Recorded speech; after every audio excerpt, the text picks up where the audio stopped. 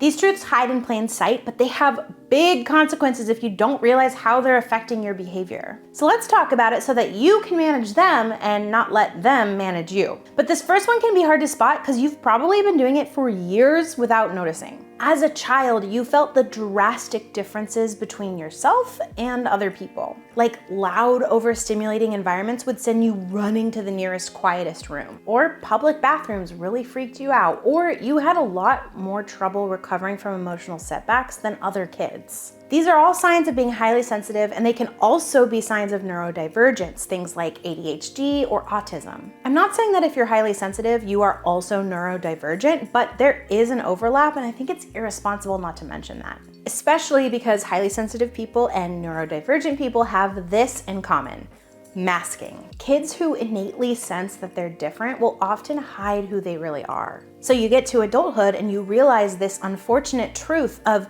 I've been masking my real self this entire time. Like author Annie Huang did when she realized she'd been hiding her sensitivity for decades, which led to unhealthy coping mechanisms you might be using too, like withdrawing from others, focusing on tasks instead of people, disconnecting from your feelings, or trying to control everything that you can. But once you decide not to hide your true self anymore, there's another reality you still have to face. Some of your relationships are straight up not healthy for you.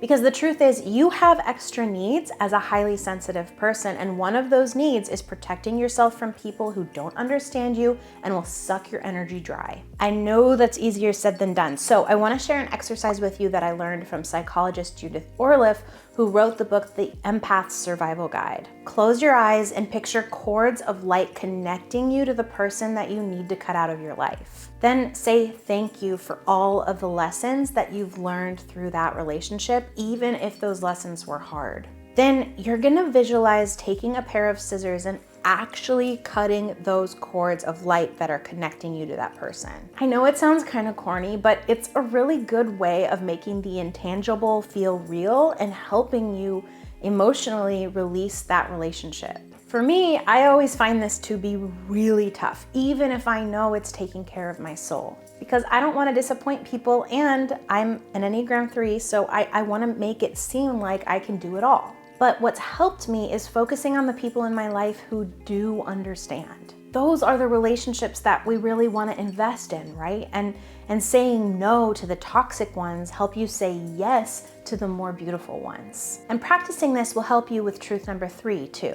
As a highly sensitive person, you have a strong tendency to change or not follow through on plans. And it doesn't mean that you have bad intentions or anything. Like this Reddit commenter, I feel like summed it up perfectly when they asked in the HSP channel, how do I make plans when my energy is so unpredictable? They said that there's a point where their energy levels get mismatched with their desired plans. You've probably experienced this too. Your work week drains you way more than you thought it would. There were 4 unexpected meetings that definitely should have been an email. There's conflict in the workplace, not even involving you, just kind of like in your space and encroaching on your peace.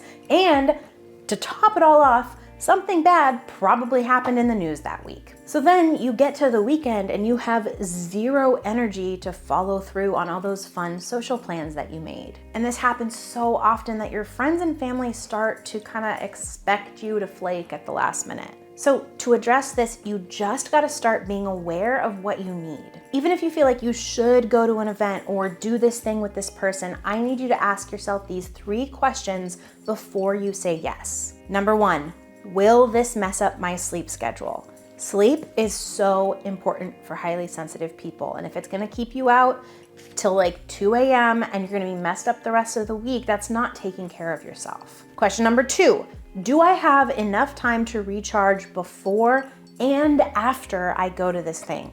And number 3, if I absolutely have to be there, can I map out a quiet place that I can retreat to kind of go collect my thoughts and like gather my peace and rest for a minute and then go back into the event? But facing this can make you feel like you're doing something wrong. Like, why can't I just fit in and be as social as everyone else? But what you need to remind yourself is that making accommodations for yourself makes you a better partner, a better friend, a better coworker. Because truth number 4 is you burn out faster than other people. All of that stimulation throughout the day, that takes a toll, which may seem like small things at first, but add in all of those small things like 7 days a week, 365 days a year for your entire life, that adds up. Those tiny disruptions to your peace drain you so much you have absolutely nothing left. And burnout people can't help anyone or add anything beautiful to the world, so you need to take steps to prevent burnout before it happens. And if you need help doing that, I made a video walking you through exactly what to do when you have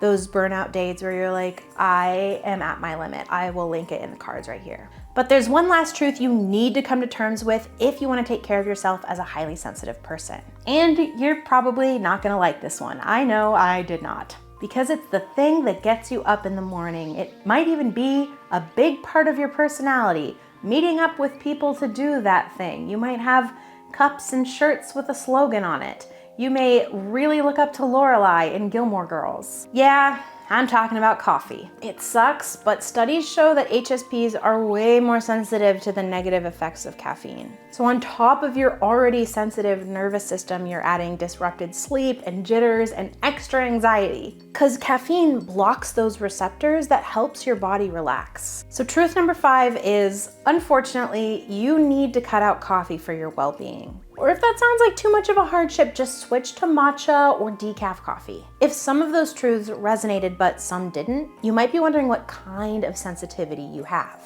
Which is why I made this video that takes you through a simple test to figure out if you have low, moderate, or high sensitivity. I'll see you over there.